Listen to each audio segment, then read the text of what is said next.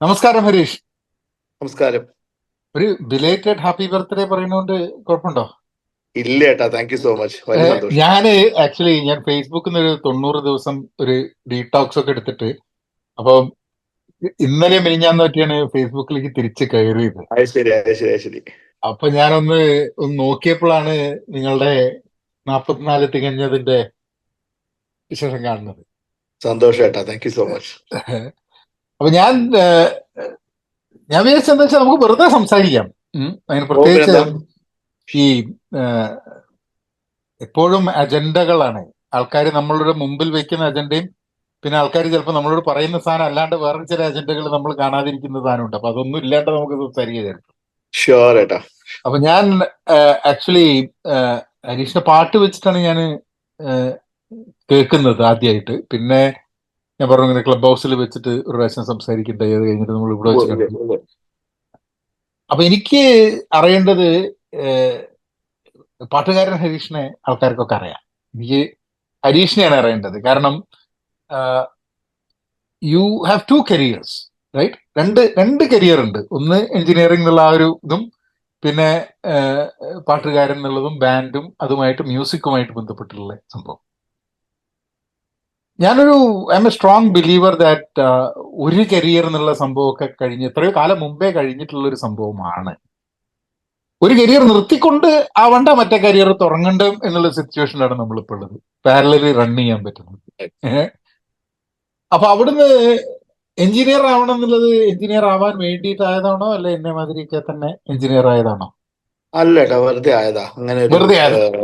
വെറുതെ ആയതാ. അങ്ങനെ വേറെ എന്ത് ചെയ്യണം എന്നൊന്നും നമുക്ക് ആ സമയത്ത്, നമ്മളിപ്പോ ഒരു നാട്ടിലെ ഒരു സാധാരണ ഒരു ഒരു മിഡിൽ ക്ലാസ് ബാക്ക്ഗ്രൗണ്ടിൽ നിന്ന് വരുമ്പോ ഏതെങ്കിലും പെട്ടെന്ന് പഠിച്ചു കഴിഞ്ഞാൽ ജോലി കിട്ടുന്ന ഒരു ലൈന് പഠിച്ചു കഴിഞ്ഞാൽ അത് കഴിയുമ്പോൾ ഇറങ്ങുമ്പോൾ എന്തെങ്കിലും ജോലി കിട്ടും. അങ്ങനെ പെട്ടെന്ന് നമുക്ക് ഇൻഡിപെൻഡന്റ് ആവാം, അല്ലെങ്കിൽ അതൊക്കെയാണല്ലോ ഒരു ആവറേജ് എല്ലാവരുടെയും ഒരു ആസ്പിറേഷൻ. അപ്പൊ ആ ഒരു കാലഘട്ടത്തിൽ ജീവിച്ച ഒരാളുകൾക്ക് അപ്പം എഞ്ചിനീയറിംഗിന് പഠിക്കുകയാണെങ്കിൽ, അപ്പം പ്രസിഡൻസും അതാണ്, എഞ്ചിനീയറിംഗ് കഴിഞ്ഞ് ഇറങ്ങുന്നവർക്കൊക്കെ ഒരുവിധം നല്ല പ്ലേസ്മെന്റ് കിട്ടുന്നു, അല്ലെങ്കിൽ അവർ പെട്ടെന്ന് സെറ്റിൽ ആവുന്നു. അപ്പൊ ആ ഒരു ഹോപ്പ് നമുക്കും ഉണ്ടാവും. നമ്മളെങ്ങനെ അപ്പൊ പഠിക്കാൻ എന്ത് ചെയ്യേണ്ടി വരുന്നു നമ്മൾ ആലോചിക്കണില്ലല്ലോ. നമ്മൾ എന്തെങ്കിലും കോളേജിൽ കയറിയാൽ പിന്നെ ഇറങ്ങിയാൽ ജോലി കിട്ടും. ആ ഒരു എന്താ പറയാ, ഒരു ഷാലോനെസ്സിലാണല്ലോ നമ്മൾ പോണേ. അങ്ങനെ പോയതാ. പക്ഷെ ഹരീഷിന് കഴിവുണ്ടായിരുന്നു. എന്റെ കേസിലൊന്നും കഴിവില്ല. അതായത് എന്നോട് ഇപ്പൊ ആരെങ്കിലും ചോദിക്കുകയാണ് ഇപ്പൊ എഞ്ചിനീയറിംഗിന് അല്ലെങ്കിൽ നിനക്ക് ഇപ്പൊ എന്താ വേണ്ടതെന്ന് ചോദിച്ചു കഴിഞ്ഞിട്ടുണ്ടെങ്കിൽ പറയാനൊരു ഉത്തരം എനിക്കില്ല. പക്ഷെ ഹരീഷിന് അങ്ങനെ ഒരു ഉത്തരം ഉണ്ടായിരുന്നു എന്നുള്ളതാണ് ഞാൻ മനസ്സിലാക്കുന്നത്.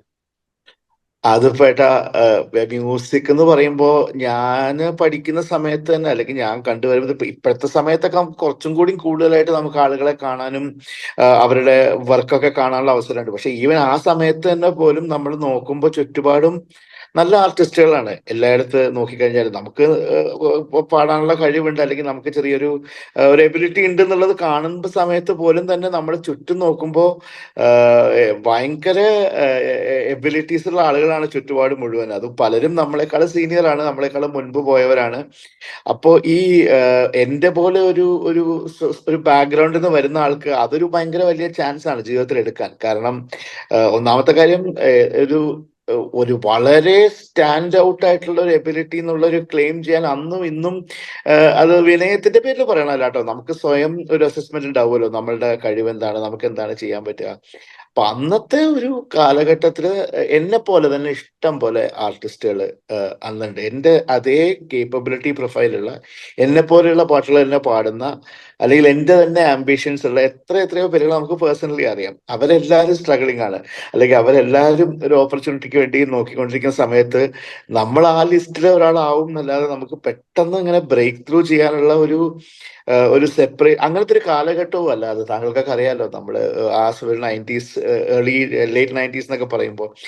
അതുകൊണ്ട് അതൊരു കരിയർ ഓപ്ഷൻ ആയിട്ട് തോന്നാറ് തന്നെ ഇല്ലായിരുന്നു ആ സമയത്ത്. ആഗ്രഹം മൈൻഡിലുണ്ടാവും, ആരെങ്കിലും ഇങ്ങനെ പാടാനൊക്കെ വിളിക്കണം. പക്ഷെ എല്ലാം ഉപേക്ഷിച്ച് അതിന് പോയി അതിനൊരു കരിയർ ആക്കുക എന്നുള്ള ഒരു ധൈര്യമാണ്. അതൊരു വേറൊരു മനസ്സിന്റെ ധൈര്യവും ഒരു റിസോൾവും ഒക്കെ വേണ്ടവർക്കാണ് അത് ചെയ്യാൻ പറ്റുക. എനിക്കൊരു കാലഘട്ടത്തിലും ആ ഒരു ധൈര്യം ഉണ്ടായിട്ടില്ല. അപ്പൊ ഇത് കുറച്ചും കൂടിയും പ്രഡിക്റ്റബിൾ ആണ്. പഠിക്കുക, ഒരു നല്ല മാർക്ക് മേടിക്കുകയാണെങ്കിൽ ഇന്റർവ്യൂവിന് ഇരിക്കാം. ഇന്റർവ്യൂവിന് ഇരുന്ന് കഴിഞ്ഞാൽ കുറെ പേർക്ക് ജോലി കിട്ടും. അങ്ങനെ ഒരാൾക്ക് മാത്രമല്ല, ഒരു ബാച്ചിലർക്ക് എല്ലാവർക്കും തന്നെ ഒരു വിവിധ രീതിയിലുള്ള ജോലികൾ കിട്ടും. അപ്പൊ it just look very convincingly convenient. ഒരു ബുദ്ധിമുട്ടില്ല, എന്തെങ്കിലുമൊക്കെ ചെയ്താൽ എങ്ങനെയെങ്കിലുമൊക്കെ രക്ഷപ്പെടും. ഒരു പിന്നെ പ്രഡിക്റ്റബിലിറ്റി ഉണ്ട് അതില്. അതുകൊണ്ട് അങ്ങനെ പ്രിഡിക്റ്റബിലിറ്റി പോയത്. ഉണ്ട്. അത് ശരിയാ, അതുകൊണ്ട് അങ്ങനെ പ്രിഡിക്റ്റബിലിറ്റി ഉണ്ട്. പോയത്. ആ അപ്പൊ അത് പ്രഡിക്റ്റബിലിറ്റി ഇല്ലാത്തൊരു ലൈനിൽ പോയി അതിൽ ഷൈൻ ചെയ്ത് സ്ട്രഗിൾ ചെയ്ത് മുമ്പോട്ടേക്ക് വരിക എന്നുള്ളത് വളരെ നല്ല വിൽ പവർ വേണ്ട ഒരു കാര്യമാണ്. അതെനിക്ക് തോന്നുന്നത് അന്നും ഇന്നും ആ ഒരു വിൽ പവർ എനിക്ക് ഡെമോൺസ്ട്രേറ്റ് ചെയ്യാൻ പറ്റിയിട്ടില്ല. അത് ഈ പ്രിഡിക്റ്റബിലിറ്റി നമുക്ക് വളരെ ആവശ്യമായിട്ട് വരുന്നൊരു സാധനമാണ്. നമ്മുടെയൊക്കെ സാഹചര്യത്തിന്റെ പ്രത്യേകത ആയിരിക്കാൻ മതി അല്ലേ? കാരണം എന്നെയൊന്നും ഒരിക്കലും ഒന്നും ചെയ്യാൻ വേണ്ടി നിർബന്ധിച്ചിട്ടൊന്നുമില്ല. എഞ്ചിനീയറിംഗ് ആവുന്ന എന്താന്ന് പറഞ്ഞു കഴിഞ്ഞിട്ടുണ്ടെങ്കിൽ പ്രീ ഡിഗ്രിക്ക് നന്നായിട്ട് പഠിക്കുന്നു, നല്ല മാർക്ക് കിട്ടുന്നു. പിന്നെ മെഡിസിൻ ആണെങ്കിൽ ബയോളജി എത്ര പോരാ, കണക്ക് നന്നായിട്ട് അറിയാം. പിന്നെ കൂടെ പഠിച്ച് അപ്പുറത്തെ വീട്ടിൽ ഇവിടെയുള്ള ആൾക്കാരൊക്കെ പോകുന്നുണ്ട്, ഇവിടെ നല്ല കോളേജ് ഉണ്ട്. ഇതൊക്കെ അങ്ങനെ ഒരു രീതിയിൽ മാത്രമേ കാര്യങ്ങൾ കാണൂ. ബാക്കി അതന്നെയാണ് ഏട്ടാ എന്റെ കേസിൽ അതൊക്കെ തന്നെയാണ്. അങ്ങനെയൊക്കെ തന്നെയാണ് അത്. അങ്ങനെയൊക്കെ തന്നെയാണ്. അപ്പൊ അത് കഴിഞ്ഞിട്ട് പിന്നെ പോകുന്നു, പിന്നെ ആ വഴിക്ക് നമ്മൾ പോകുന്നു, പിന്നെ വേറെ ഒന്നും ആലോചിക്കുന്നില്ല. ചിലപ്പോ പിന്നെ സംഗീതത്തിന്റെ കാര്യമായതുകൊണ്ട് in your case you can always ഒരു അഭ്യസിക്കാലോ അല്ലെ? അത് എപ്പോഴും ഉണ്ടാവുമല്ലോ കൂടെ. അത് അതെ അതെ മറന്നു പോവുക, ഇല്ലാണ്ടാവുക എന്നൊന്നും ഇല്ലല്ലോ. ഇല്ല ഇല്ല, കറക്റ്റ് ആണ്. പിന്നെ അതൊരു ഇൻട്രസ്റ്റ് നമ്മൾ കീപ്പ് ചെയ്ത് കഴിഞ്ഞാൽ നമുക്ക് എന്തെങ്കിലുമൊക്കെ തരത്തിൽ അത് പ്രാക്ടീസ് ചെയ്ത് പോകാൻ പറ്റുകയും ചെയ്യുമല്ലോ. പിന്നെ ഞാൻ വോക്കലിസ്റ്റ് ആണ്. അത് ആ, വളരെ എളുപ്പമാണ്. കുളിക്കുമ്പോൾ കയറുമ്പോൾ പാടിയാൽ മതി. അല്ല ഇൻസ്ട്രുമെന്റിസ്റ്റ് ആണെങ്കിൽ ആ, പിന്നെയും ബുദ്ധിമുട്ടാണ്. വാദ്യം എടുത്തിരുന്ന് വെച്ച് ഇരുന്ന് പ്രാക്ടീസ് ഒക്കെ ചെയ്യണം. അതെ അതെ വോക്കലിസ്റ്റിന് ഇങ്ങനെ ഒരു ഭയങ്കര ബെനിഫിറ്റ് ആണ്. എവിടെ വെച്ചാൽ അവിടെ ഇരുന്ന് പാടുക. പിന്നെ പാടുക എന്നുള്ള അത്ര ബുദ്ധിമുട്ടുള്ള കാര്യമല്ലല്ലോ ഒരു പ്രാക്ടീസ് എന്നുള്ള വിലക്ക്. അതുകൊണ്ട് അതും അങ്ങനെ പ്രൊസീഡ് ചെയ്ത് പോകാൻ പറ്റി. അതുണ്ട്. പക്ഷെ പിന്നെ എനിക്ക് തോന്നുന്നത് ഇന്നത്തെ കാലത്ത് with the new media and everything കുറെ ആയിട്ട് അതിനെ എക്സ്പാൻഡ് ചെയ്യാനൊക്കെ വന്നിട്ടുണ്ട്. ചിലപ്പോൾ ഇങ്ങനത്തെ ഒരു രീതിയിൽ സാധനങ്ങൾ വന്നിട്ടില്ലായിരുന്നെങ്കിൽ എത്രയോ ആൾക്കാർ അതേമാതിരി തന്നെ പാടി പാടി പാടി അങ്ങ് പോവായിരുന്നു അല്ലേ ചിലപ്പം. അതെ അതെ അതെ അതെ, തീർച്ചയായിട്ടും തീർച്ചയായിട്ടും. അത് ഈ കാലഘട്ടത്തിന്റെ മാറ്റവും പിന്നെ ഈ ടെക്നോളജി ഇതിനെ ഭയങ്കരമായിട്ട് ഡെമോക്രറ്റൈസ് ചെയ്തു എന്നുള്ളത് വലിയ കാര്യം തന്നെയാണ്. അപ്പൊ അത് ആ ഒരു ജനകീയവൽക്കരണം സംഭവിച്ചത് ടെക്നോളജി കൊണ്ട് തന്നെയാണ്. അല്ലെങ്കിൽ പണ്ടത്തെ പോലെ തന്നെയൊക്കെ സ്ട്രഗിൾ ആയേനെ ഇത്. അതെ, കാരണം ഞാനിപ്പോ ഇവിടെ ഇപ്പം മഹേഷ് കാലെ ആ ഇവിടെ ബേ ഏരിയയിലായിരുന്നു. ഐ തിങ്ക് വാസ് ഇൻ അതെ ദ അതെ. Tech or something. അത് കഴിഞ്ഞിട്ട് ഇപ്പൊ ഫുൾ ടൈം ഇതിലാണ്. ഇപ്പൊ ഉവ്വ് എന്റെ ഉവ്വ് ഉവ്വ്. എന്റെ വൈഫിന്റെ ക്ലാസ്മേറ്റ് ആയിരുന്നു മിലിന്ദ് ദാത്തെ. മറ്റേ ആഹാ ആഹാ. മിലിന്ദ്. അപ്പൊ പക്ഷെ മിലിന്ദ്രക്ക് വളരെ കൃത്യമായിട്ട്, കാരണം ഹരിപ്രസാദ് ചൗരീസിന്റെ കൂടെയാണ് പഠിച്ചത്. അത് കഴിഞ്ഞിട്ട് പിന്നെ തീർച്ചയായിട്ടും അതായിരുന്നു കരിയർ, അങ്ങനെ തന്നെയാണ് വരുന്നത് അതങ്ങനെ അതില്. ഡിഫൈൻ ചെയ്ത് പോയതാണ്. അവർ ആ തീരുമാനത്തോടു കൂടി മുമ്പോട്ട് പോയതാണ്. അതെ അതെ. അപ്പൊ ഞാൻ പലപ്പോഴും എന്റെ ഇതിലും നന്നായിട്ട് പാടുന്ന ആൾക്കാർ, കോളേജിൽ പഠിക്കുന്ന നന്നായിട്ട് പാടുന്ന ആൾക്കാർ, ഇപ്പം എന്റെ കൂടെയൊക്കെ പഠിക്കുന്ന ആൾക്കാർ ഇപ്പം ഹരീഷിന് അറിയാം. ഇപ്പൊ ഇവിടെ വരുന്ന സമയത്ത് ഉണ്ടാവുന്ന അജി, എന്റെ ജൂനിയർ ആയിട്ട് പഠിച്ച കോളേജില്. ഉവ്വ് ഉവ്വ് ഇപ്പൊ ഉവ്വ് ഇവിടെ ഉവ്വ്. അവരുടെ ബാൻഡ്. അപ്പൊ അജിക്കൊക്കെ കുറെ കാലം അവിടുന്ന് കോളേജിൽ നിന്ന് കഴിഞ്ഞ് പിന്നെ ഇപ്പോഴാണ് അജി ഇപ്പൊ എന്താ ഇനിയിപ്പോ സംഗീതമൊക്കെ ആയിട്ട് അങ്ങ് പോവാന്നുള്ളതിൽ റൈറ്റ്. ഇൻട്രസ്റ്റ് ആയിട്ട് പോകുന്നത്. അതെ അതെ അതെ. പക്ഷെ അങ്ങനെ അപ്പൊ ആ ഒരു സ്റ്റേജിൽ എനിക്ക് തോന്നുന്നത് ധാരാളം ആൾക്കാർക്ക് ഇന്ന് പലതും എക്സ്പ്ലോർ ചെയ്യാം. നമുക്ക് വലിയ റിസ്ക് എടുക്കാണ്ട് പലതും എക്സ്പ്ലോർ ചെയ്തിട്ട് ഓപ്പർച്യൂണിറ്റി നോക്കാം അല്ലേ? ഏട്ടാ അതെന്താ അറിയോ, അതൊരു ഫങ്ഷൻ ഓഫ് നമ്മൾ എവിടെ എത്തി എന്നുള്ളതാണ്. ഇപ്പൊ ഉദാഹരണത്തിന് ഇപ്പൊ എന്റെ കേസ് എടുക്കുകയാണെങ്കിൽ ഇപ്പൊ 22-23 വർഷം കഴിഞ്ഞ് 23 വർഷമാണ് ഇൻഡസ്ട്രിയിൽ, സോഫ്റ്റ്വെയർ ഇൻഡസ്ട്രിയിൽ കയറിയിട്ട്. അപ്പൊ അത്രയും കാലം നമ്മൾ ഈ ഒരു ഇൻഡസ്ട്രിയിൽ വർക്ക് ചെയ്ത് നമ്മൾ അതിൽ നിന്നുണ്ടാക്കുന്ന ഒരു സ്റ്റെബിലിറ്റി അല്ലെങ്കിൽ ഒരു പെർസെപ്ഷൻ ഓഫ് ഫിനാൻഷ്യൽ സ്റ്റെബിലിറ്റി, അത് ആപേക്ഷികമാണ് ഓരോരുത്തർ. നമ്മൾ എത്രത്തോളം ആണ് അതിനെ നമ്മൾ വാല്യൂ ചെയ്യുന്നതിന് ബേസ് ചെയ്യും. പക്ഷെ എൻ്റെ ഒരു കേസിൽ ആ ഒരു ഫിനാൻഷ്യൽ ഇൻഡിപെൻഡൻസ് എന്ന് പറയുന്ന ഒരു ആസ്പെക്ട് എന്നെ ഭയങ്കരമായിട്ട് ഹെൽപ്പ് ചെയ്ത് മ്യൂസിക്കിലേക്ക് കോൺസെൻട്രേറ്റ് ചെയ്യുമ്പോൾ രണ്ട് കാര്യങ്ങളാണല്ലോ. ഒരെണ്ണം നമുക്ക് പരിപൂർണമായിട്ട് ആർട്ടിൽ ഫോക്കസ് ചെയ്യാൻ പറ്റുക, അതിലേക്കുള്ള പ്രാക്ടീസ്, അതൊരു ഫുൾ ടൈം ആക്ടിവിറ്റിയാണ് പ്രാക്ടീസ്. അതുപോലെ തന്നെ അത് പെർസ്യൂ ചെയ്യുക, ഓപ്പർച്യൂണിറ്റീസ് അന്വേഷിച്ച് പോവുക, അപ്പൊ ഇതിനൊരു നല്ല ഫിനാൻഷ്യൽ അടിത്തറയുള്ള ഒരാളാണെങ്കിൽ, അല്ലെങ്കിൽ ഒരു തരത്തിൽ എങ്ങനെയാണ് ഫാമിലി ഫങ്ഷൻ ചെയ്യിപ്പിക്കുക എന്നുള്ള ഭയമില്ലാത്ത ഒരു ഫിനാൻഷ്യൽ സിറ്റുവേഷൻ ഉണ്ടെങ്കിൽ ആർട്ട് ഓട്ടോമാറ്റിക്കലി കുറച്ചും കൂടി നന്നായിട്ട് പെർസീവ് ചെയ്യാൻ പറ്റും. കാരണം നമ്മളുടെ ആ എക്സിസ്റ്റൻഷ്യൽ ബുദ്ധിമുട്ടുകൾ ആ ഫിനാൻഷ്യൽ ഇൻഡിപെൻഡൻസ് ഉള്ളത് കൊണ്ട് ഒരു പരിധിവരെ കവറായി പോകുന്നതുകൊണ്ട് തന്നെ ചില റിസ്കുകൾ എടുക്കാം, കൂടുതൽ ചാൻസുകൾ എടുക്കാം. അല്ലെങ്കിൽ തന്നെ ഇപ്പോ അതുകൊണ്ട് വേറെ കുറെ ഡൗൺ സൈഡ്സ് ഉണ്ട്, അത് ഞാൻ പിന്നീട് പറയാം. പക്ഷെ ഇങ്ങനെ ചെയ്യാൻ പറ്റുന്ന ഒരു പ്രിവിലേജ് ചിലർക്കൊക്കെ ജീവിതത്തിൽ കിട്ടും. അത് ചിലപ്പോൾ ചിലർക്ക് ഏർലി ലൈഫിൽ തന്നെ കിട്ടും. ഇപ്പൊ പേരൻസ് വളരെ വെൽ ഓഫ് ആയിട്ടുള്ള കുട്ടികൾ എന്ന് വെച്ച് കഴിഞ്ഞാൽ പഠിച്ച് വീട്ടിലേക്ക് പൈസ കൊണ്ടുവരേണ്ട ആവശ്യമില്ല, നീ ചെന്ന് പെർസ്യൂ ചെയ്ത് you make your mark in art, ഇത്ര സമയം എടുത്താലും കുഴപ്പമില്ല എന്ന് പറയുന്ന അച്ഛനമ്മമാരുടെ മക്കളുണ്ട്. അപ്പൊ അവർക്ക് നാച്ചുറലി ഹെഡ് സ്റ്റാർട്ട് ബെറ്റർ ആണ്. കാരണം അവർക്ക് ആ 20 വയസ്സിലോ 18 വയസ്സിലോ തന്നെ അവർക്ക് എനിക്കിത് മതി എന്ന് പറഞ്ഞു പോവാം. അതായത് എന്റെ കേസും അല്ലെങ്കിൽ മറ്റൊരാളുടെ കേസിലും അതല്ല സിറ്റുവേഷൻ. ജോലിക്കൊക്കെ പോയി എന്തെങ്കിലുമൊക്കെ ചെയ്തിട്ട് സൈഡിൽ കൂടെ ഇത് ചെയ്യുകയാണെങ്കിൽ ചെയ്തോ എന്നുള്ളൊരു അവസ്ഥയിലാണ് ഞാൻ ഉണ്ടായിരുന്നത്. അപ്പൊ എനിക്ക് കുറെ കാലങ്ങൾ കഴിഞ്ഞപ്പോഴാണ് the privilege of financial independence starts giving a shot in the arm. അപ്പോ അത് അപ്പൊ പലപ്പോ ഏട്ടൻ പറഞ്ഞ പലരുടെ കാര്യങ്ങളും അങ്ങനെയാണ്. ഒരു ലൈഫിലെ ഒരു പോയിന്റ് കഴിയുമ്പോൾ you know that you don't have to work to feed the family by singing. It will pure passion, എന്താ പറയാ, ഒരു പ്യുവർ ഇന്റലക്ച്വലി സാറ്റിസ്ഫൈങ് എക്സ്പീരിയൻസ് ആയിട്ട് ആർട്ട് മാറുമ്പോൾ നമുക്ക് ഭയങ്കരമായിട്ട് നമുക്ക് പ്രോഗ്രസ് ചെയ്യാൻ പറ്റും. പക്ഷെ ആ ഒരു പ്രിവിലേജ് അതൊക്കെ ഒരു ലോട്ടറി ആണ്. ചിലർക്ക് നമ്മളെ ലൈഫ് എങ്ങനെ അലൈൻ ആവുന്നു, നമ്മൾ ലൈഫിൽ എന്ത് ചെയ്യുന്നു, ആ ചെയ്തതൊക്കെ ശരിയാവുന്നു, കുറെയൊക്കെ ശരിയാവുന്നു, അങ്ങനെ എത്തിച്ചേർന്നതാണ് കേട്ടോ. അപ്പൊ എന്റെ കേസിൽ I always had A job. അപ്പോ മാസം അവസാനമാകുമ്പോ ഉള്ള എക്സ്പെൻഡിച്ചറിന് പാട്ട് പാടി അടയ്ക്കേണ്ട അവസ്ഥ എനിക്കുണ്ടായിട്ടില്ല. അത് അവസ്ഥ എന്ന് വിളിക്കരുത്, ആ ഒരു സിറ്റുവേഷൻ എനിക്ക് ഉണ്ടായിട്ടില്ല. അതില്ലാത്തതുകൊണ്ട് തന്നെ ചിലതൊക്കെ വളരെ ധാർഷ്ട്യപരമായിട്ട് നമുക്ക് ചെയ്യാൻ പറ്റും. എനിക്കിത് വേണ്ട, അല്ലെങ്കിൽ ഇത് എനിക്ക് ഇഷ്ടപ്പെട്ടില്ല, ഇന്ന് വേണ്ട നാളെ ചെയ്യാം, എനിക്ക് ഇന്ന് മൂഡില്ല. ഇതൊക്കെ ഒരു ആവറേജ് ആർട്ടിസ്റ്റിന് പറയാൻ പറ്റുന്ന വർത്താനമല്ല. അപ്പൊ ആ ഒരു വ്യത്യാസം എനിക്ക് തോന്നിയിട്ടുണ്ട്. എന്റെ കേസിലൊക്കെ എനിക്ക് ഭയങ്കര പോസിറ്റീവായിട്ട് എനിക്ക് കിട്ടിയ ഒരു ലക്കാണ് അത്. alignment of my interest was always supported by the money I have in bank. അതില്ലായിരുന്നെങ്കിൽ ഐ ഡൗട്ട് ഇറ്റ് ഇങ്ങനെ ഒരു സംഭാഷണം ചിലപ്പോ ആ സമയത്ത് സാധിച്ചിരിക്കുക പോലും ഇല്ല. അതെ അതെ. അല്ല, പക്ഷേ life would have taken a different turn. നമുക്ക് പ്രെഡിക്റ്റ് ചെയ്യാൻ പറ്റുന്ന സംഭവങ്ങളല്ല. പക്ഷേ ജസ്റ്റ് ഗോയിങ് ബാക്ക് ടു ബിസ്പിലാനിയിലാണല്ലേ പഠിച്ചത്? അതെ, ഞാൻ തോന്നുന്നു ബിസ്പിലാനിന്റെ ഞാൻ പണ്ട് എഴുതിയിട്ടുണ്ടെന്ന് തോന്നുന്നു. ബിസ്പിലാനി NDA IIT ബിസ്പിലാനി അങ്ങനെ കുറച്ചൊരു സംഭവങ്ങൾ ഉണ്ടല്ലോ എഴുതി തീർക്കുന്ന സാധനങ്ങൾ ആ സമയത്ത്. ബിസ്പിലാനി ഞാൻ എഴുതിയിട്ടുണ്ടെന്ന് തോന്നുന്നു. കെമിക്കൽ എഞ്ചിനീയറിംഗ് ആയിരുന്നു അല്ലേ? And then got into UI UX. ഏട്ടാ എഞ്ചിനീയർ ആയിരുന്നു കുറെ കാലം, മറ്റേ സോഫ്റ്റ്വെയറിൽ ആയിരുന്നു. പിന്നെ എങ്ങനെയൊക്കെയോ ഡിസൈനിലേക്ക് ആയി, പിന്നെ അതിലായി, പിന്നെ കുറെ വർഷങ്ങളായിട്ട് ഡിസൈനിലേക്ക് ആയതാണോ? അല്ല, how did you get to design? ചേട്ടാ ഒരു കുറച്ചൊരു ഇൻട്രസ്റ്റ് ഉണ്ടായിരുന്നു. അങ്ങനെ എനിക്ക് പ്രകടമായിട്ടുള്ള ഒരു ആർട്ടിസ്റ്റിക് ബെന്റ് ഓഫ് മൈൻഡ് ഒന്നുമില്ല. എനിക്ക് വരയ്ക്കാനൊന്നും അറിയില്ല, എനിക്ക് ഇലസ്ട്രേറ്റീവ് എബിലിറ്റീസ് ഇല്ല, പെയിന്റ് ചെയ്യാൻ അറിയില്ല.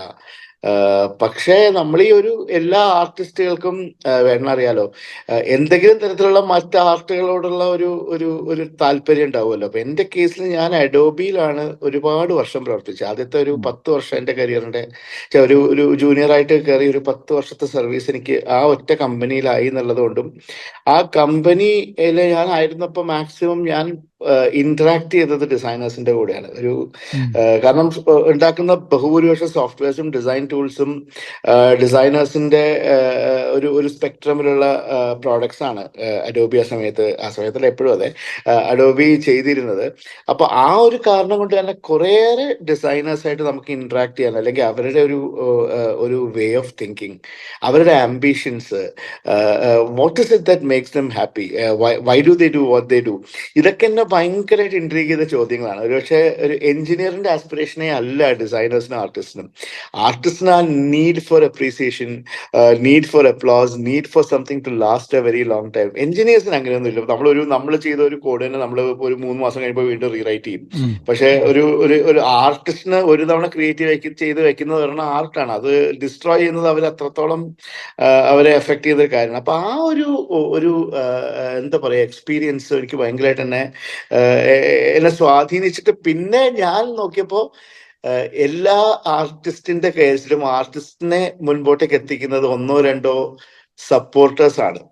അവര് ആർട്ടിസ്റ്റ് ഒന്നും ആയിരിക്കില്ല, അവര് ഒരുപക്ഷെ പാട്ട് പോലും അറിയുന്നതായിരിക്കില്ല, പക്ഷെ അവരാണ് പല ആർട്ടിസ്റ്റുകളെയും അവരുടെ ലൈഫിലെ ത്യാഗങ്ങളൊക്കെ പലപ്പോഴും ആൾക്കാർ മറന്നു പോകും. പക്ഷെ അങ്ങനെ ചില ഒരു ഗ്രൂപ്പീസ് എന്ന് വിളിക്കുന്ന ആളുകളാണ് എല്ലാ ആർട്ടിസ്റ്റിന്റെയും ഒരു സക്സസിന്റെ പുറകിൽ ഉണ്ടാവും. എവിടെ പോയി ചോദിച്ചാലും ഏട്ടന് അറിയാൻ പറ്റും, ആരുടെങ്കിലും പേരിങ്ങനെ പറയും, പക്ഷെ ആ മൂപ്പര് ആർട്ടിസ്റ്റ് ഒന്നും ആയിരിക്കില്ല.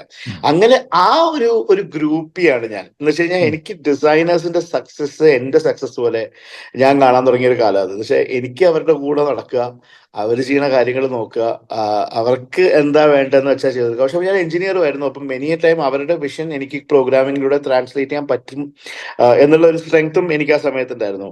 അങ്ങനെ അവരുടെ കൂടെ കൂടിയിട്ടാണ് ഞാൻ ഡിസൈനിലേക്ക് മാറിയത്. അതും ഞാൻ ഡിസൈനർ ആയിട്ടല്ല മാറിയത്, ഞാനൊരു നല്ല ഡിസൈനേഴ്സിന് നല്ലൊരു പാർട്ട്ണറാണ്. കാരണം അവരുടെ ആസ്പിറേഷൻസിനെ മാക്സിമം ഹൈലൈറ്റ് ചെയ്യാൻ എന്തൊക്കെ ചെയ്തു കൊടുക്കാൻ പറ്റും, എന്തൊക്കെ നമുക്ക് ചെയ്യാൻ പറ്റും, അല്ലെങ്കിൽ നമുക്ക് അവരെ എൻറിച്ച് ചെയ്യാൻ എന്തെങ്കിലും ഐഡിയാസ് കൊടുക്കാൻ പറ്റുമോ, ആ ഒരു സ്പെക്ട്രം നിന്നാണ് ഞാൻ വന്നത്. And fortunately for me that one thing I do really well. നമുക്ക് ഓരോരുത്തർക്ക് ഓരോ കഴിവാണല്ലോ. ആ ഒരു ഡിസൈനറിന്റെ മാക്സിമം പൊട്ടൻഷ്യൽ റിയലൈസ് ചെയ്യാൻ എന്താ ചെയ്യേണ്ടതെന്ന് എനിക്ക് നന്നായിട്ട് അറിയാം. അതുകൊണ്ട് തന്നെ എന്റെ നല്ലൊരു എനേബിളറാണ്. Actually I am one of the better enablers you will ever see. ഇതിൽ നമ്മൾ അതിനകത്ത് മോഡസ്റ്റി പറയേണ്ട കാര്യമില്ല. കാരണം എന്റെ കരിയറിൽ എനിക്കുണ്ടായ എന്തെങ്കിലും സക്സസ് ഈ ലൈനിൽ ഉണ്ടായിട്ടുണ്ടെങ്കിൽ ആ എനേബിൾമെന്റ് എബിലിറ്റി കൊണ്ട് കിട്ടിയത് തന്നെയാണ്. പിന്നെ ഞാൻ ഈ ആർട്ടിസ്റ്റുകളുടെ കമ്പനി എൻജോയ് ചെയ്യുന്ന ഒരാളാണ്. അവരുടെ ഇൻസെക്യൂരിറ്റീസ്, അവരുടെ ഈഗോ, അവരുടെ മൊമെന്റ്സ് ഓഫ് ഹാപ്പിനെസ് ഒക്കെ എനിക്ക് വളരെ പോസിറ്റീവായിട്ട് ഫീൽ ചെയ്യുന്ന ഇമോഷൻസ് ആണ്. പലർക്കും അത് ഡീൽ ചെയ്യാൻ ബുദ്ധിമുട്ടായിരിക്കും, കാരണം മൂഡിയാണ്, ഇന്നലെ ഉള്ള മൂഡായിരിക്കില്ല ഇന്ന്. പക്ഷെ അതൊക്കെ എനിക്ക് ഭയങ്കര ഓക്കെയാണ്. എനിക്ക് അറിഞ്ഞു നിൽക്കാൻ ഇഷ്ടമാണ് ഇങ്ങനെ ആർട്ടിസ്റ്റുകളുടെ കൂടെ. അപ്പോ ഡിസൈനിനോടുള്ള ഇഷ്ടമാണോ അതോ എനിക്ക് ക്രിയേറ്റിവിറ്റി എന്നുള്ളൊരു concept, they create something out of nothing എന്ന് വെച്ച് കഴിഞ്ഞാൽ ഇപ്പൊ ഡിസൈൻ ആണെങ്കിലും ആർട്ട് ആണെങ്കിലും പെയിന്റിംഗ് ആണെങ്കിലും ഇലസ്ട്രേഷൻ ആണെങ്കിലും മനസ്സിലുള്ള ഒരു കാര്യത്തിനെ ഫിസിക്കലായിട്ട് മാനിഫെസ്റ്റ് ചെയ്യുക എന്നുള്ളൊരു ഭയങ്കര ബ്ലെസ്സിങ് ഉണ്ട് അവർക്കൊക്കെ. അതൊരു ബർത്ത് ലോട്ടറി അല്ലേ, നമുക്ക് സ്വന്തമായിട്ട് പഠിച്ച് ചെയ്യാൻ പറ്റാത്തൊരു കാര്യം, ജനറ്റിക് ആയിട്ട് കിട്ടുന്നതാണ്. അതെന്നെ ഭയങ്കരമായിട്ട് ഫാസിനേറ്റ് ചെയ്യും. ഇതെങ്ങനെയാണ് ഒരു ഐഡിയ, മ്യൂസിക്കിൽ എനിക്കത് എന്നെ കുറിച്ച് ഫീൽ ചെയ്യാറുണ്ട്. ഒരു ഐഡിയ അതിനെ വോക്കൽസ് വെച്ച് മാനിഫെസ്റ്റ് ചെയ്യാൻ പറ്റുന്നു, വയലിൻ വെച്ച് മാനിഫെസ്റ്റ് ചെയ്യാൻ പറ്റുന്നു, അവരൊരു ഡിസൈൻ ടൂൾ വെച്ച് മാനിഫെസ്റ്റ് ചെയ്യുന്നു. So for me all of this is art. അപ്പൊ ആ ഒരു ക്രിയേറ്റിംഗ് ഫ്രം നത്തിങ്, അല്ലെങ്കിൽ creating from an abstract idea എന്നുള്ളത് ഇറ്റ്സ് വെരി എക്സൈറ്റിങ്. എനിക്കത് 24 മണിക്കൂർ ആ ലൈനിൽ അവരുടെ കൂടെ നിന്ന് കഴിഞ്ഞാൽ എനിക്ക് ബോറടിക്കില്ല. ഇവരെന്തേ കാണിക്കണേ എന്നുള്ളത് നോക്കിക്കൊണ്ട്. അത് ഈ രാജ് കപൂറിനോട് ആരോ ചോദിച്ചപ്പോ അയാൾ പറഞ്ഞു, അയാൾ ഇങ്ങനെ ജോലി എടുക്കണമെന്ന് ചോദിച്ചപ്പോൾ അയാൾ പറഞ്ഞു അയാൾ ജോലി എടുക്കണില്ലേ, സിനിമ ഉണ്ടാക്കുക എന്നുള്ളതാണ് അയാളെ സംബന്ധിച്ചിടത്തോളം, അയാൾ ജോലി എന്നുള്ള രീതി കാണുന്നില്ല എന്നുള്ളത്. അപ്പം in your case you are lucky twice basically. കാരണം എന്താ വെച്ചാൽ finding a job that you like as well as which actually pays you, and then പിന്നെ പാട്ടിന്റെ കാര്യമായിട്ട് വരുന്നതും. ഞാൻ ആക്ച്വലി ഹരീഷിന്റെ എനിക്ക് പാട്ട് ലെവലേഷൻ ഇല്ല. മാത്രമല്ല പാട്ടില്ല എന്നല്ല, പാട്ടിനെ പറ്റി അറിയില്ല. ചെറുപ്പത്തിൽ ഇവനെ കൊണ്ടുവന്ന് പാട്ട് പാടിക്കണം എന്നൊക്കെ പറഞ്ഞിട്ട് എന്നെ പാട്ട് പഠിക്കാനെ കൊണ്ടുപോയിട്ടുണ്ട്. പക്ഷെ ഞാൻ തുടങ്ങുമ്പോഴേക്ക് ആൾക്കാർ ചിരിക്കും എന്നുള്ളത് കൊണ്ട്, പിന്നെ ആൾക്കാരുടെ മുമ്പിൽ നാണം കെടാൻ പറ്റാത്തത് കൊണ്ട്. നല്ല ആസ്വാദകരുടെ കുറവാണ് ആർട്ടിസ്റ്റിന് അനുഭവിക്കുന്ന ഏറ്റവും വലിയ പ്രശ്നം. അപ്പൊ താങ്കളൊരു നല്ലൊരു ആസ്വാദകരുണ്ടെന്നുള്ളതാണ് അതിൽ ഏറ്റവും വലിയ സക്സസ്, പാടുക എന്നുള്ളതിനേക്കാൾ. അതെ, അപ്പൊ എനിക്ക് പലപ്പോഴും ഹരീഷിന്റെ പാട്ട് കേൾക്കുമ്പം ഐ നോ ദാറ്റ് ഹരീഷിന്റെ പാട്ടിന് വിമർശകരുണ്ട്, എല്ലാം ഉണ്ട്, അത് എല്ലാത്തിനുള്ള മാതിരി. പക്ഷെ എനിക്ക് ഒരു വളരെ ഞാൻ എഞ്ചിനീയറിംഗ് കോളേജിൽ ഞാൻ 89-93 കാലത്താണ് ഞാൻ REC പഠിക്കുന്നത് കാലിക്കറ്റില്. അപ്പം അവിടത്തേക്ക് ഒരു സദസ്സിന്റെ ഒരു ഓർമ്മ എനിക്ക് പലപ്പോഴും വരും ഇത് കേൾക്കുന്ന സമയത്ത്. അതെന്താന്ന് പറഞ്ഞു കഴിഞ്ഞിട്ടുണ്ടെങ്കിൽ അടുത്തത് എന്താ പാടുന്നത് എന്നുള്ളതിനെ പറ്റിയിട്ട് ഈ ഇരിക്കണവന് വലിയ ധാരണയൊന്നുമില്ല. അതങ്ങ് നെക്സ്റ്റ് വരുന്നൊരു സംഭവം അതുപോലെ അങ്ങോട്ട് പോകും. ശരിയാണ്. അത് എന്നെ സംബന്ധിച്ചിടത്തോളം ഇറ്റ് കംസ് ഹോം മോർ എന്നുള്ളൊരു ഫീലിംഗ്. പിന്നെ അതിപ്പം പലപ്പോഴും പിന്നെ നമ്മളുടെയൊക്കെ നാട്ടില് ഇപ്പം ഇത് മാത്രമല്ല, എനിക്ക് ഓർമ്മയുണ്ട്, ഞാൻ ഇവിടെ ഏതൊരു ലിറ്റററി ഫെസ്റ്റിവലിന് പോയപ്പോൾ ഞാൻ എഴുതിയത് വായിച്ചപ്പം ആരോ പറഞ്ഞു അതിന് പ്രാസമില്ല, അത് കവിതയ്ക്ക് അതില്ല ഇതില്ല. അപ്പം വേറെ ആരോ പറഞ്ഞു അത് പണ്ട് ചങ്ങമ്പുഴ എഴുതിയ സമയത്ത് കുറെ ആൾക്കാർ പറഞ്ഞു ചങ്ങമ്പുഴയ്ക്ക് എഴുത്ത് ശരിയാവണില്ല കാരണം പഴയ മാതിരി അല്ല എന്നുള്ളത്. അപ്പൊ ഈ ഗദ്യ കവിത എന്ന് പറഞ്ഞൊരു സംഭവം ഉണ്ട്. ഇപ്പൊ ഗദ്യ കവിത ആവുന്ന സമയത്ത് അതിനെ ഒരിക്കലും നമ്മൾ പഠിച്ച പദ്യമല്ല അത്. അതെ അപ്പൊ നമ്മളിപ്പോ ഇംഗ്ലീഷ് പോയംസിനെ പ്രത്യേകിച്ച് ട്രാൻസ്ലേറ്റ് ചെയ്ത് കഴിഞ്ഞിട്ടുണ്ടെങ്കിൽ അത് ഗദ്യമായിട്ടാണ് വരുന്നത്. അപ്പൊ അതിനെ നമ്മൾ കവിത എന്ന് വിളിക്കുമ്പോൾ കുറെ ആൾക്കാർ ചോദിക്കും നിങ്ങൾ ആരാണ് അതിനെ കവിത എന്ന് വിളിക്കുന്നത് എന്നുള്ളതിന്റെ ഒരു സംഭവം. ആ ഒരു സംഭവത്തില് ഒബ്വിയസ്ലി ഇപ്പം ഹരീഷിന്റെ കേസിൽ ഹരീഷ് ഇപ്പം പാട്ട്, you explore things, you experiment things, what you feel is good and then some things catch on, some things don't catch on, അങ്ങനെ പോകുന്നൊരു സാധനമാണല്ലോ. എങ്ങനെയാണ് ഇത് ഹാൻഡിൽ ചെയ്യുന്നത്? How do you handle when people, I mean how do you handle എന്നുള്ളതല്ല, how does it progress your art ഈ സംഭവത്തിന്? ഏട്ടാ, നമ്മളുടെ ഒക്കെ ആർട്ട് കുറച്ചൊക്കെ നമ്മളുടെ അപ്ബ്രിങ്ങിങ്ങിന്റെ കണ്ടിന്യൂറ്റി ആണ്. നമ്മൾ ആദ്യം കേൾക്കുന്നത്, എത്രത്തോളം അതിൽ നിന്ന് ദൂരെ പോയാലും നമ്മൾ ആദ്യം കേൾക്കുന്ന, അല്ലെങ്കിൽ നമ്മളുടെ ഫോർമേറ്റീവ് ഇയേഴ്സിൽ വാട്ട് കംസ് ടു യു, അതൊരു എനിക്ക് തോന്നുന്നു ഭയങ്കരമായിട്ട് ഒരു നമ്മളുടെ സബ് കോൺഷ്യസ് മെമ്മറിയിൽ ഭയങ്കര ഇൻഗ്രെയിൻഡ് ആണ്. I mean even if you try and here new styles of music, കാരണം നമ്മൾ വളരും തോറും നമുക്ക് മറ്റ് സംഗീതം കേൾക്കാനുള്ള, ഇപ്പോഴത്തെ കേസിൽ പ്രത്യേകിച്ചും കുറേ ബ്രോഡ് സ്പെക്ട്രം പാട്ടുകൾ കേൾക്കാനുള്ള ഒരു അവസരം നമുക്കിപ്പോൾ ഉണ്ട്, സ്പോട്ടിഫൈ ആണെങ്കിലും യൂട്യൂബ് ആണെങ്കിലും.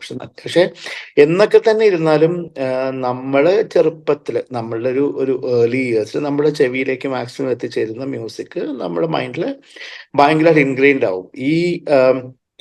ഈ ലോസ് ഓഫ് കണക്ട്, എൻ്റെ കേസിൽ ഞാൻ പലപ്പോഴും പഴയ പാട്ടുകൾ, അല്ലെങ്കിൽ പഴയ മ്യൂസിക്, അല്ലെങ്കിൽ പഴയ കവിത, അല്ലെങ്കിൽ പഴയ റെൻഡിഷൻസ്, ഒരു പാട്ടിന്റെ തന്നെ പണ്ടത്തെ, ഉദാഹരണത്തിന് കർണാടക സംഗീതം എടുത്താൽ വർഷങ്ങൾ പഴയ പാട്ടുകളാണ്, 1000 വർഷങ്ങൾ പഴയ, അല്ലെങ്കിൽ 500 വർഷം പഴയ പാട്ടുകൾ, അത് പഴയ ആൾക്കാർ പാടിയതുകൊണ്ട്, പുതിയ ആൾക്കാർ പാടിയതുകൊണ്ട്.